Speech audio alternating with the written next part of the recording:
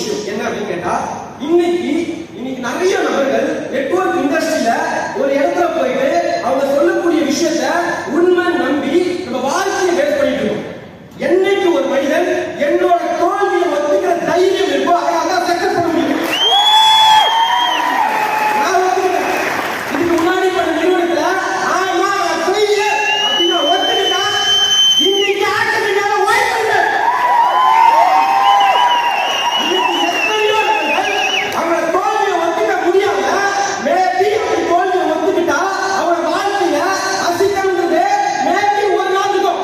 ஆனா வாழ்க்கை ஃபுல்லா ஜெயிச்சிடலாம். ஆனா அந்த தோல்வியை ஒத்துக்க முடியாம பாவம் எவ்வளவு கஷ்டப்படுறாங்க நான் பார்த்துருக்கேன். ஜெயிச்சு ஏதாவது பண்ணலாம் ஏங்குறாங்க. ஆனா அப்படி போய் ஒரு மணி நேரம் 2 மணி நேரம் பிரைன் வாஷ் பண்றாங்க. பண்ண உடனே இல்ல நான் இந்த வருஷம் ஜெயிச்சுவேன், அடுத்த வருஷம் ஜெயிச்சுவேன், அது அடுத்த வருஷம் ஜெயிச்சுவேன்ட்டு 5 வருஷம் போயிடுச்சு.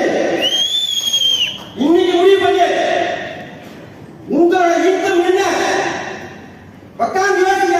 யாரும் உங்களை பிரைன் வாஷ் பண்ண தேவையில்ல.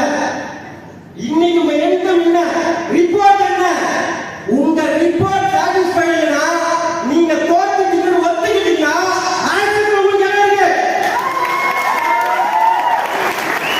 இங்க இருக்க ஒவ்வொரு நபரும் அவங்க தோல்வியே நானும் உழைக்க சொல்லிட்டேன், என் டவுனையும் உழைக்க சொல்லிட்டேன்,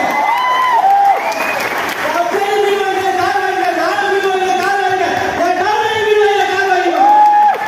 ஒரு 5 வருஷம் நெட்வொர்க் இண்டஸ்ட்ரியிலே இந்த மாதிரி 3 லேயர்களை ஜெயிச்சவங்களை காட்டுங்க.